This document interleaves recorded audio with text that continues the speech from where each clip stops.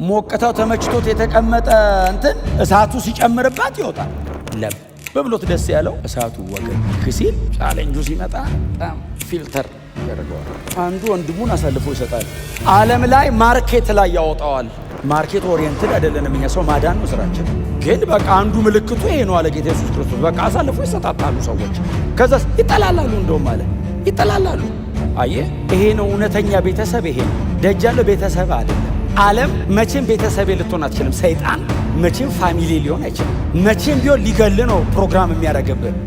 ያስተካከለልህ ያማረ ያሰመረልህ ቢመስልህ እያመቻች ያለው ወደ ቄራ ነው የሚወስድ ለማረድ። የፈለገ ቢደክም የፈለገ ብታበላሽ እህትና ወንድም ነው የሚሻሉ። አሳልፈ ስሰት የተቀበለ ሰው የባይዘው ባክፋየር የሚያደርገው ወደ አንተ ውሸቱን ነው። አይወድህማ፣ አይፈልግህም። አጠገብ ያለው ወንድም ግን ደክሞ አቅቶት አበላሽቶብህ ሊሆን ይችላል። እስቲል ግን ይወድሃል። እውነቴን ነው የምነግራችሁ። ቤታችን ይሄ ወደ ማቴዎስ ወንጌል ምዕራፍ 24 ቁጥር 14 በጌታ በኢየሱስ ክርስቶስ ስም አነበዋለሁ። የጌታ ቃል እንደዚህ ይላል፣ ለሕዝብ ሁሉ ምስክር እንዲሆን ይህ የመንግሥት ወንጌል በዓለም ሁሉ ይሰበካል፣ ከዚያም መጨረሻው ይመጣል። በነቢዩ ዘካርያስ ትንቢተ ዘካርያስ ላይ ንጉሥሽ በአህያ ውርንጭላ ላይ ተቀምጦ ይገባል የሚለው ቃል ይፈጸም ዘንድ ይህ ሆነ ይላል።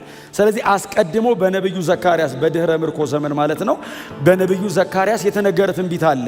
የእስራኤል ንጉሥ ወይንም መሲሁ በአህያ ውርንጭላ ላይ ተቀምጦ ወደ ቅድስቲቱ ከተማ ይመጣል የሚል።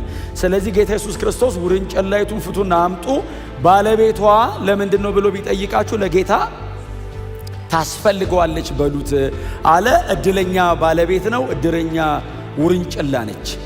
የተነገረ ትንቢት ማስፈጸሚያ ውርንጭላ። ጌታ የተባረከ ይሁን። ሰው አይደለችም፣ ውርንጭላ ናት። በቃ ጌታ ኢየሱስ ክርስቶስ ፍቱና አምጡልኝ አለ። ፈተው ልክ ሊፈቷት ሲሉ የውርንጭላይቱ ባለቤትም ለምንድን ነው ሲሉ ለጌታዋ ታስፈልጋለች። በእስራኤል ንጉሥ ኢየሱስ አይ ቲንክ ብቸኛ ንጉሥ ነው የአህያ ውርንጭላ ላይ የተቀመጠ። ነገሥታት የአህያ ውርንጭላ ላይ አይቀመጡም፣ ሰረገላ ላይ ተቀምጠው ነው የሚመጡት። መሲሃኒክ ነው። በአህያ ውርንጭላ ላይ የሚቀመጥ ኦርዲነሪ ሰው ነው። ንጉሷ ምን ያክል ሲምፕል እንደሆነ የተዋረደና ዝቅ ያለ እንደሆነ ሰዎችን ለማዳን የሚቀበለውን መከራም ጭምር ለማሳየት ማንም ንጉሥ ያልተቀመጠበት ንጉሥ ነው። የአህያ ውርንጭላ ላይ ነው። አይፈቅድለትም ንግስናው። እሱን ክብሩን ትቶ ነው እንግዲህ የአህያ ውርንጭላ ላይ ተቀምጦ ሲገባ ቃል በቃል ነው የተፈጸመው። የኢየሩሳሌም ሴቶች እስራኤላውያኑ ልብሳቸውን ያነጥፋሉ፣ የዘንባባ ዝንጣፊ ያደርጉና በጌታ ስም የሚመጣ አሉት። የተነገረልህ ቃል አለ ነው እና ምስጉን ነው የተባረከ ነው ሲሉት ፈሪሳውያን ተሰብስበው መጡና እነዚህ ሰዎች ዝም አሰኛቸው ሲሉት እነሱ ዝም ቢሉ እነዚህ ድንጋዮች ነገሩ መሆኑ ግድ ነው። ሰው ባያነጥፍ ትንቢት አለና ድንጋይ ማንጠፉ አይቀርም አላቸው። ስለዚህ ዝም ማሰኘት አይቻልም። ከ400 ዓመት በፊት የተነገረ ትንቢት ነው እየተፈጸመ ያለው ብሎ ኢየሱስ ገባ።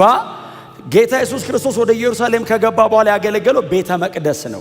ቤተ መቅደስ መጥቶ ገርፎ አስወጥቶ አጽድቶ አስተካክሎ አንዳንዶችን ፈወሰ። ከዛ በኋላ መጡ አስወጡት። ጌታ ኢየሱስ ክርስቶስ ከቤተ መቅደስ ወጣ። ምዕራፍ 4 ቁጥር 1 ከቤተ መቅደስም ወጥቶ ሲሄድ የሚለው ቃሉ የሚያመለክተው ዝም ብሎ ወጥቶ መሄድ ሳይሆን ላለመመለስ መውጣት ነው። ባይዞ ትርጉሙ አይመለስም። ከዚህ በኋላ ኢየሱስ በምድር ባለው አገልግሎቱ ኢየሱስ ተመልሶ ወደዚህ ቤተ መቅደስ አልመጣም። የመጨረሻ አገልግሎቱን አገለገለ እዚህ ቤተ መቅደስ ውስጥ። ካገለገለ በኋላ ወጥቶ ሲሄድ ማቴዎስ የሚጠቀመው ቃል ራንደምሊ ከዚህም በፊት ይወጣል። ኢየሱስ በዚህ ቤተ መቅደስ መጥቶ ያገለግልና ወጥቶ ይሄዳል፣ ግን ተመልሶ ይመጣል። አሁን ግን ወጣ ይልና አይመጣም። ወጥቶ ሲሄድ ደቀ መዛሙርቱ 12ቱ ተከትሎት ወጡ እና ምን ይሉታል? ጌታ ሆይ አሉት። አቤት ይህንን ቤተ መቅደስ አየኸው እንዴት ውብ እንደሆነ አሉት። ጌታ እንደዚህ አላቸው፣ ይህንን ቤተ መቅደስ ታዩታላችሁ አላቸው። አዎ ድንጋይ በድንጋይ ላይ እንደዚህ አምሮ አይቀመጥም፣ ይፈራርሳል። ውበቱን ታየዋለ ጌታ ሆይ ሲሉት አየውና ኢየሱስ 500 ሜትር ስፋትና 400 ሜትር ርዝመት ያለው ቀላል እንዳይመስል አገር ነው ሰው የገነባው። የሰለሞን ቤተ መቅደስ ሲፈርስ ዘሩባቤልና እዝራ ናቸው ያደሱት፣ ሪቢውልት ያደረጉት። ከዛ በኋላ እንደገና ድጋሚ ከፈረሰ በኋላ ሄሮድስ የሰራው ቤተ መቅደስ እጅግ ግዙፍ ነው። ባይዘው ደጁ ላይ ድንጋዩ ላይ በወርቅ ተለብጧል። ባይዘው እና ጧት ስትመጣ ከሩቅ የምትወጣበት ፀሐይ ስታብረቀርቅ እንደ ኢየሩሳሌም ከተማ ይህንን ቤተ መቅደስ የሚያክል እጅግ በጣም ትልቅና ጠንካራ ህንፃ የላትም። ኢየሩሳሌም ሰርቶ ለመጨረስ 80 ዓመት ነው የፈጀው። 80 ዓመት የፈጀ ቤተ መቅደስ ያለቀው 63 ኤዲ ላይ ነው፣ የፈረሰው 70 ኤዲ ላይ ነው። 7 ዓመት ብቻ ነው ባይዘው ያገለገለው። ጌታ ቆሞ አየውና እንደዚህ አለ፣ ድንጋይ በድንጋይ ላይ እየሰሩት እኮ ነው እንዴት እንደሚያምር። አሁን ይሄ ምኑ ያምራል? በብሎኬት ነው የሰራው። ያኮ የድንጋዩ ርዝማኔ እኔ አሁን በእውነት ስለረሳሁት እንጂ አንድ ሰሞን አንብቤያት ነበር። የድንጋዩ ይሄ ያስቀመጡት ወጥ ድንጋይ የጠፍጣፋው ድንጋይ ርዝመት ሁሉ ሳይዙ እነ ጆሴፈስ ያስቀመጡት ማለት በጣም ኢንትሪኬት እንዴት እንደሚያምርና ኢየሱስ ትቶ ሲወጣ ደቀ መዛሙርቱ ተመልሶ እንደማይመጣ አውቀዋል።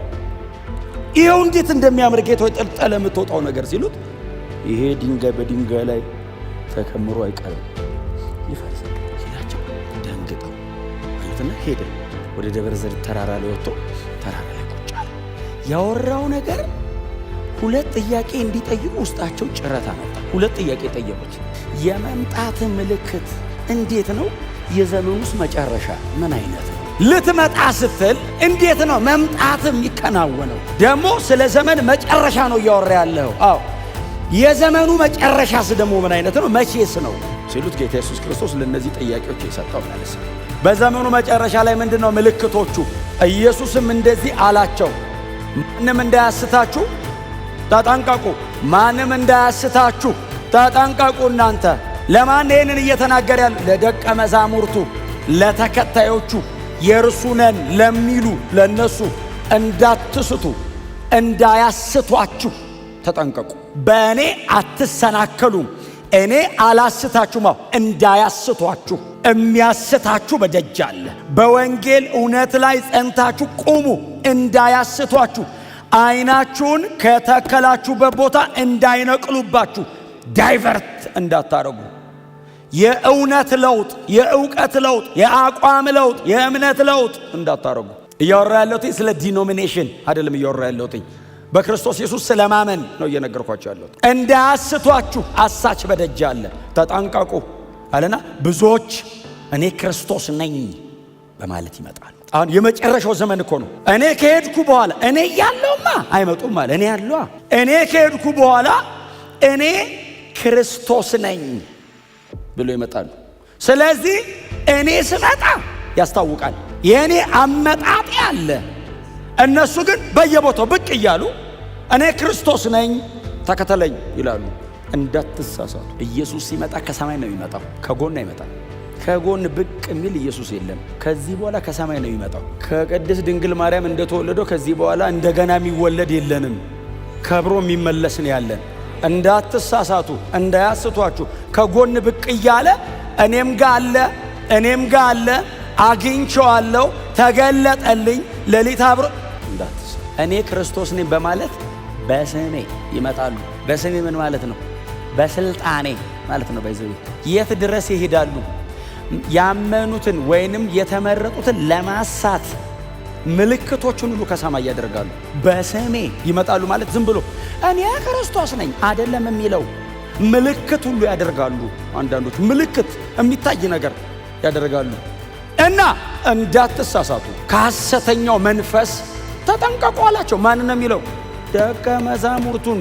እነማን ናቸው እነዚህ ደቀ መዛሙርት? ጴጥሮስ፣ ዮሐንስ፣ አዕማድ የምንላቸው ኢየሱስ እግር ስር 3 ዓመት ተኩል የተቀመጡት ነው። ተጠንቀቁ። አረማመዳችሁ ላይ፣ አካሄዳችሁ ላይ፣ ትምህርታችሁ ላይ፣ ያመናችሁት ነገር ፕሮቴክት አርግ፣ እውነትን ጋርድ አርግ። የተከፈተ በር ሁሉ ከጌታ አይደለም። የተደረገ ምልክት ሁሉ የጌታ አይደለም። ኢየሱስ ክርስቶስን መካከለኛ ያላደረገ ነገር በሙሉ ከጌታ አይደለም። ምንም ነገር ከሆነ ክርስቶስን መካከል ማድረግ አለበት። አዎ ሰዎችን ማዳን አለበት። አማኞችን ማነጽ አለበት።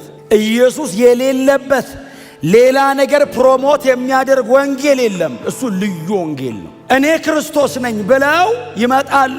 ሐሰተኛ ክርስቶሶችና ሐሰተኛ ነቢያት ይነሳሉና ብሎ ቢቻል ቀላል አይደለም አይደል? የተመረጡትን ማሳት ግን ይሞክሩታል። ደጅ ያለውማ ስቷል፣ የሳተ ደግሞ አይስትም። ታርጌቱ ቦርናጌን ሆኖ ቢቻል ይልና ምንድን የሚለው የተመረጡትን ለማሳት ሲሉ ብሎ ታላላቅ ምልክቶችንና ታምራትን። ማን ነው ይህንን የተናገረው? ጳውሎስ ነው እንዴ የተናገረው?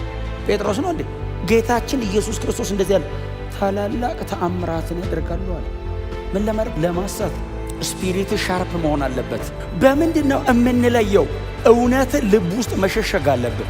ሁሉንም ነገር አይንን ጨፈነ ከጌታ ነው ከጌታ አይደለም እያልክ አትዘልቀውም። እውነት አለ መለያ።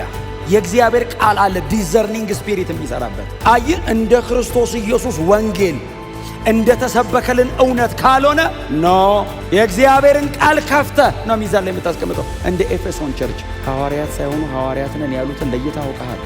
በምን? በትምህርታቸው። ጳውሎስ እዚህ ጋር የሆነ ነገር አደረገው፣ እነሱ የሆነ ነገር እዚህ ጋር አደረጉ። በምን ለያቸው ሲል በትምህርት። የተመረጡትን እንኳ ቢቻላቸው ለማሳት ታላላቅ ምልክቶችንና ተአምራትን እንኳ ያደርጋሉ። ስለዚህ መጀመሪያ እናንተ ተጠንቀቁ አለ ኢየሱስ። ባይዘው ቸርች ነው አይደል የተናገረው መጀመሪያ። ምን እናርግ ጌታ ሆይ ሲሉት እናንተ ተጠንቀቁ። ከዛ ወደ ደጅ ወጣ። ሌላ ምልክት አለ። ቸርች አካባቢ የሚኖረው ምልክታው እኔ ክርስቶስ ነኝ እያሉ ይመጣሉ። ሌላኛው ምልክት ደጅ። ዓለም ምድጃ እኮ ነው የሆነችው። ነደደ እኮ ዓለም እንዲህ ቡፋን። ይህ ሊሆን አለ ጌታ ኢየሱስ ግድ ነው። ባይዘዌ ጸልይ አታስቀረውም። እና ራስን ነው መጠበቅ ያለብህ። ፊርም የሆነ ስታንድ ይዘህ እናንተ እንዳትደናገጡ አለ ጌታ። ዓለሙ ይታመሳል ብሎ ነገረን እኮ። የዓለም ፈጣሪ ጌታ ኢየሱስ ክርስቶስ እንደዚህ የያዛት ኢየሱስ እንደዚህ ያለ ይታመሳል። ለምን? ዓለሙ ሁሉ በክፉ ተይዟል። የሰው አመፀኝነት እንደሆነ ታውቃላችሁ። የሰው ክፋት እኮ ነው። ሰው ምን ያክል ክፉ እንደሆነ የምታየው። መመገቢያ አይሰራም፣ ማጥፊያ ይሰራል። ዓለምን 3 የሚያጠፋ ሰርቻለሁ ይላል ጌታ ኢየሱስ ክርስቶስ። የዛሬ 2000 ዓመት ነው የነገረን። ጦርነትና ስለ ጦርነት ወሬያው ይናፈሳል። አሁን እናንተ ሻይ ልጠጡ ስትቀመጡ ምንድን ነው የምታወሩት? እንትን የምትባለው ሀገር እንትን እንደበደበች እና እንጸልያ ምን እንዲሆን በቃ እግዚአብሔር እንዲያስረው ደስ ይለናል ቢያስረው። ጌታ ግን እንደዚህ ያለ የግድ ነው። አገራው እንዲህ ነው የሚተራመሰው። እናንተ እንዳትደናገጡ። ይሄ የምጡ ጣር መጀመሪያ ነው። በቃ ጀምሯል ማለት ነው። ምጡ ጣር ላይ ናት ዓለም። ልትገላገል ነው እያለች ነው ዓለም። ምጥ ላይ ናት። እጇ ተይዞ የሚያማምጣት ፈልጋ ማን ያዛት? ሁሉም ውስጥ ነው ያለው። በቃ ምጥ ጣር ላይ ናት። በቃ ጭንቅ። ዓለሙ ሁሉ ተጨንቋል። ባይዘው እኛ ምን እናርግ እንዳንል ቀድሞ ጌታ ነግሮናል። አትደናገጡ። ይሄ ምልክት ነው። ጌታዊ ነገሩ ግን እንዴት ነው የሚሆነው ሲሉት ሲላቸው ባይዘው በዛ ዘመን የተፈጸመ አለ፣ በዚህ ዘመን ደግሞ የሚፈጸም አለ። በእነሱ ጌታ ኢየሱስ ክርስቶስ ይህንን ሲነገር 33 ዓመተ ምህረት ገደማ ነው። ከ40 ዓመት በኋላ 70 ኤዲ ላይ ኢየሩሳሌም ፈርሳለች። ባይዘው ቤተ መቅደሱ ፈርሷል፣ ተቃጥሏል።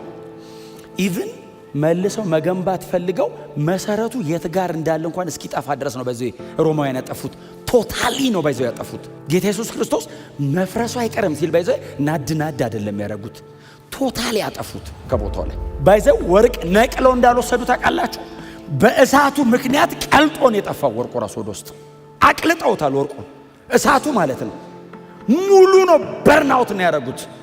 ቤተ መቅደሱ ብቻ እኮ አይደለም ከተማን ያነደዱት። ባይዘው ኢየሩሳሌምን ያጠፏት። ቤተ መቅደስ እኮ ለእስራኤላዊ ነው እንጂ ሮማዊ ምን ጉድ ያለው ቤተ መቅደስ ኖረ የሚያውቀው ነገር የለም። እግዚአብሔር አምላኬ ነው አይል ሮማዊ ቄሳር ነው አምላኩ። ቶታሊን ያጠፉት እና 70 ኤዲ ላይ ከተማይቱ ፈርሳለች። የአመፅ ልጅ በቤተ መቅደስ ላይ ቆሞ ስታይ አይደል ያለው። የዛን ጊዜ አንባቢ አስተውል። ምን ማለት ነው ቃሉ? የአመፅ ልጅ ትንቢተ ዳንኤል ላይ ነው ያለው። ባይዘው ጌታ ኢየሱስ ክርስቶስ ድጋሚ ጠቅሶት ነው ማቴዎስ 24 ላይ የአመፅ ልጅ በቤተ መቅደስ ቆሞ መሃል ላይ ገብቶ ቆሞ ስታይ የአመፅ ልጅ ያለው ሮማዊ ወታደር አንድ ወታደር ነው። ባይዘው መጀመሪያ እሳቱን የለኮሰው ይዞ የሰከረ ወታደር እሳት ይዞ ገባ። እሳት ይዞ ገብቶ ለኮሰው። ልክ እሱን ስታይ አንባቢ አስተውል። የዛን ቀን ትዝ ይበላችሁ አለ ጌታ ኢየሱስ። እሱ ከሄደ ከ40 ዓመት በኋላ ብዙዎቹ ባይዘው የአይን ምስክር ናቸው ነበሩ። ከ12ቱ መካከል ብዙዎቹ ነበሩ። ምናልባት ይሁዳ ያው ጌታን ስለሸጠ እሱ ታንቆ ሞተ። ከዛ ያዕቆብ እዛ ሐዋርያት ሥራ 12 ላይ ተገደለ። ከዛ ውጭ ግን ብዙዎቹ ነበሩ አይተዋል። ዮሐንስ የሞተው ራሱ በ90 ምናምን ኤዲም የጻፈው ራሱ የሞተው በ100 ዓመቱ ነው። በደንብ የአይን ምስክር ናቸው። ኢየሱስ የተናገራትን ቃል አይተዋል። የዛን ጊዜ ተጠንቀቁ አለ። በቃ ጠብቁ፣ ዓለሙ ሁሉ በክፉ ተይዟል። ቤተ ክርስቲያን ተስፋዋ ኢየሱስ ነው። የአማኞች ተስፋ የጌታ ዳግም መመለስ ብቻ ነው። ሌላ ተስፋ የለንም፣ አንፈልግም። ውሸት ነው ደግሞ። ይሄው መጽሐፍ ቅዱስ ሙሉን ነገረን። ጦርነትና የጦር ወሬ ትሰማላችሁ። እሱ የምጡ ጣር መጀመሪያ ነው። ህዝብ በህዝብ ላይ፣ መንግስት በመንግስት ላይ። አሁን ከዚህ የተሻለ ጊዜ ያለ ይሄንን ቃል ለመተርጎም አሁን ምን ማብራሪያ ይፈልጋል? ይሄ ቃል ዝም ብለህ ሴኔን ከፍተህ መቀመጥ ነው። ያልተጣላ አገር ምን አለ? ህዝብና ህዝብ ያልተነሳ ማን አለ? ይሄ ሲቃይና መከራ ይመጣል። እናንተ ግን እንዳትደናገጡ። አንዳንዴ ግን ምን ይሆናል አለ ጌታ ኢየሱስ ክርስቶስ። የቻሌንጁ ብዛታው አንዳንዶችን ይገልጣቸዋል። ባይዘው ሞቅታው ተመችቶት የተቀመጠ እንትን እሳቱ ሲጨምርባት ይወጣል። ለብ በብሎት ደስ ያለው እሳቱ ወገግ ሲል ቻሌንጁ ሲመጣ በጣም ፊልተር ያደርገዋል። አንዱ ወንድሙን አሳልፎ ይሰጣል። ዓለም ላይ ማርኬት ላይ ያወጣዋል። ማርኬት ኦሪየንትድ አይደለንም እኛ። ሰው ማዳን ነው ስራችን። ግን በቃ አንዱ ምልክቱ ይሄ ነው አለ ጌታ ኢየሱስ ክርስቶስ። በቃ አሳልፎ ይሰጣጣሉ ሰዎች። ከዛስ ይጠላላሉ። እንደውም አለ ይጠላላሉ። አየህ፣ ይሄ ነው እውነተኛ ቤተሰብ። ይሄ ነው ደጅ ያለው ቤተሰብ አይደለም። ዓለም መቼም ቤተሰብ ልትሆን አትችልም። ሰይጣን መቼም ፋሚሊ ሊሆን አይችልም። መቼም ቢሆን ሊገል ነው ፕሮግራም የሚያደርግብህ። ያስተካከለል ያማረ ያሰመረል ቢመስል እያመቻቸ ያለ ወደ ቄራ ነው የሚወስድ ለማረድ። የፈለገ ቢደክም የፈለገ ብታበላሽ እህትና ወንድም ነው የሚሻሉ። እኔ ያደኩበት ቤት እናትና አባቴ ጋር እህትና ወንድሜ በጣም ባስቸግራቸው ከዛሬ ጀምሮ አላዋራም ሊለኝ ይችላል። የሆነ መከራ ቢደርስብኝ ሮጦ ዋጋ የሚከፍለው እሱ። ምንም አይነት ሜዥር ላይ የሚወስድብኝ እኔን ገንዘብ ለማድረግና ለማዳን ለማሳደግና ለማብሰል እንጂ ሊገለኝ ፕሮግራም አያደርግም። ወንድሜ ከሆነ እህቴ ከሆነች እንደሱ አታደርግም። ይሄኛው ቤተሰብ ደግሞ ከዛም ይበልጣል። በክርስቶስ ደም የታሰረ ቤተሰብ ነው። ሊያቆስልህ ይችላል አጠገብ ያለው ወንድምህ፣ ግን ስቲል ወንድም ነው። ደም ልታስወጣሽ ትችላለች እህትሽ፣ ግን ስቲል እህትሽ ናት። እና እህትነቷን ከዛሬ ጀምሮ ሰርዣለሁ ብትሄደች ፍርድ ቤት ደሙን ትቆርጨዋለሽ እንዴ? እህት አይደለችም። በፍርድ ቤት ተለያይተናል። ከአንድ እናትና አባት መወለድን እሱ ልትክደው አትችልም። የሆነ ቦታ ላይ የፍርድ ቤቱ እንትን ሁሉ ይጠፋብሃል። እህቴን ናፈቀችኝ ትላለህ። አልፈልገውም ያልከው ወንድም ሚሳረጊዋሉ ናፍቆኛል እና አባቴ አሳልፈ ስስት የተቀበለ ሰው የባይዘው ባክፋየር የሚያደርገው ወደ አንተ ነው። ውሸቱን ነው። አይወድህማ፣ አይፈልግህም። አጠገብ ያለው ወንድም ግን ደክሞ አቅቶት አበላሽቶበት ሊሆን ይችላል። እስቲል ግን ይወዳል። እውነቴን ነው የምነግራችሁ። ቤታችን ይሄ ነው። ወንድሞቻችን እህቶቻችን እዚህ ያለ ነው። ወደ ዓለም ተላልፋችሁ አትሄዱ በፍጹም። አንድ አባት አለን፣ አብ። ይሄ ሁሉ ፋሚሊ ከሱ ስር። ኢትስ ኤ ማተር ኦፍ ማቹሪቲ፣ የብስለት ጉዳይ። እስከ መጨረሻ የሚጸና እርሱ ይድናል። እስከ መጨረሻ የሚጸና እርሱ ይድናል። ምን ማለት ነው? አሁን በ70 ዓመተ ምህረት አሁን መከራው ሲመጣ አሁን ሽሽታችሁ አሁን ይሄ እንትኑ ቀን የዛ የጥፋቱ ቀን ስትሸሹ በሰንበት ቀን እንዳይሆንባችሁ ጸልዩ። ለምን መሰላችሁ? በሰንበት እንዳይሆን ጸልዩ ማለት አይሁዳዊ በሕጉ በሰንበት ቀን ከ80 ኪሎ ሜትር በላይ መሄድ አይፈቀድም። እና በሰንበት ከሆነ ታውቃለህ፣ ደብረ ዘይት ሄደህ ትቆም ይደርሱ በጣም ከሮጥ ከሞጆ ድረስ ነው። ከዛ ሕጉ አይፈቅድም ብለህ ስትቆም እና በሰንበት እንዳይሆን ጸልዩ ሽሽታችሁ። ከዛ ወደ ተራራ የወጣ ደግሞ እንዳይመለስ ይጸልይ። አሁን ባይዘው ለነሱ ይገባቸዋል። ጌታ ኢየሱስ ክርስቶስ ደብረ ዘይት ተራራ ላይ ርቆ እንደዚህ ብሎ የሚናገረው ፊት ለፊቱ ፔላ ነው የሚባል ከተማ አለ። በጣም ተራራማ ከተማ ነው። በ70 ዓመተ ምህረት ሮማውያን ኢየሩሳሌምን ሊያጠፉ ሲመጡ ቅዱሳን ወደዛ ከተማ ሸሽተው ባይዘው አምልጠዋል። ከተማው ስትቀጠል አምልጠዋል። እነሱ ብዙ ሲሞት ባይዘው ብዙ ክርስቲያን አምልጠዋል። ያመለጠው በተራራ ላይ ያለ እንዳይመለስ፣ ቤቱ ሰገነት ላይ ያለ ደግሞ እንዳይወርድ ይጸልይ። በዛን ቀን ሴቶች ነፍሰ ጡር እንዳይሆኑ ይጸልዩ። እነዚህ ነገሮች በሙሉ ከሕጋቸው ከስርዓታቸው ቀድሞ በሙሴ በኩል ከተሰጠው ሕግ አንጻር የተነገሩ ትምህርቶች ናቸው። ምን ማለት ነው? ሬዲ ሆኑ ነው። በቃ ጌታ ኢየሱስ እየተናገረ ያለው ሬዲ ሆነ፣ የተዘጋጀ እኔ የምመጣ ቀናው በጣም ብዙ ነገር ውስጥ ካለ አትሄድም፣ አንቆ ያስቆመሃል ነው። እና ለመሄድ ለመነጠቅ የተዘጋጀ ሁን። በክርስቶስ ኢየሱስ አምነሃል። በወንጌል እውነት ብርሃን ውስጥ ነው ያለው። እንግዲያው ጽና፣ በሱ ያዘው እንዳትለቅ፣ እስከ መጨረሻ የሚጸና ነው የሚድነው። ምናልባት ደግሞ አንድ ቀን ወስናለሁ ምትል ድንገት ነው ጌታ የሚመጣው እንደ ሌባ። ቀጠሮ አይሰጥም። ዛሬ ሊመጣ ይችላል፣ ነገ ሊመጣ ይችላል።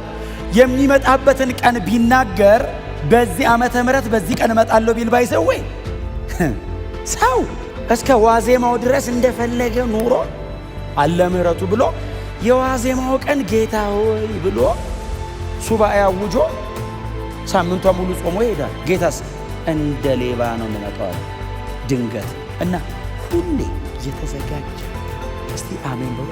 መብራት የበራ ንቅት ያልክ ነገሩ ድንገት እንደሚሆን ጌታ ኢየሱስ ሲያስተምር እዚሁ ማቴዎስ ወንጌል እንደዚህ ያለ 2 ሴቶች እየፈጩዋል። አሁን ወፍጮ ነው የምታስፈጩት እናንተ። በድንጋይ ሲፈጩ ማለት ነው። እዚህ እየፈጩ ያለ አንዷ ትነጠቃለች፣ አንዷስ ተቀረች። እንደዚህ እየፈጩ እህል አምጥታ ልትሰጣ ስትል ልብስ ሆነ። 2 ሰዎች እያረሱ እርሻ መሃል አብረው እያረሱ እያወሩ አያ ከላይ ምናምን የተባባሉ በሬዎቹ ነው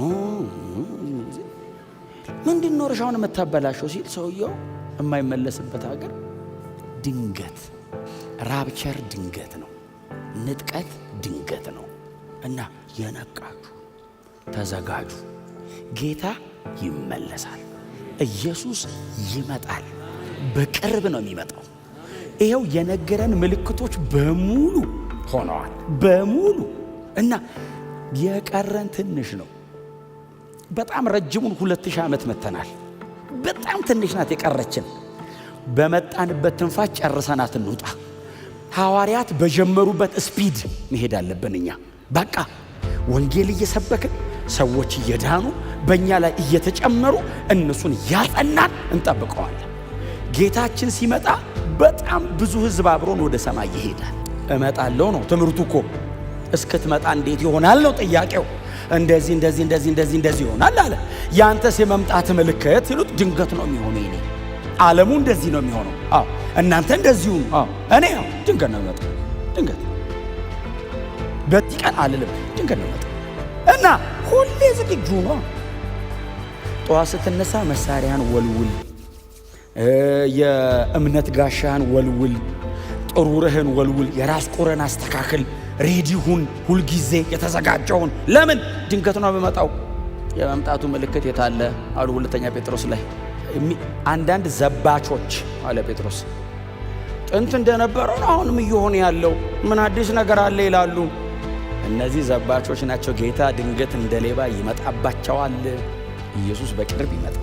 በጣም ነው የምደሰተው። የሁሉ ሰው አሁን ጌታ ቢመጣ እንደዚህ ዘምረን ተያይዘን ነው እንጂ ይህን አዳራሹንና ይችን የለበስናትን ትተን የማይበሰብሰውን ለብሰን በክብር ልንቀበለው በደመና እንነጠቃለን። እዚሁ ላይ ጌታ ኢየሱስ ክርስቶስ ያለው ምንድን ነው? ከአራቱም ነፋሳት የተመረጡትን የሰማይ መላእክት ይሰበስቧቸዋል። መላእክቶች በዚህ ተዘጋጅተዋል። አሁን መምጫው ስለሆነ በጣም ዝግጁ ናቸው። እያዩን ነው። አንድ የመለከቷ ስትነፋ ሰብሰብ አድርገውን እነሱም መሬት ለማንም አትመችም። በዚህ ከሰይጣን ጋር ማንም መኖር ደስ አይለው። የመጨረሻ ምልክት ያላት ለሕዝብ ሁሉ ምስክር እንዲሆን ይህ የመንግሥት ወንጌል በዓለም ሁሉ ይሰበካል። በዚያን ጊዜ መጨረሻው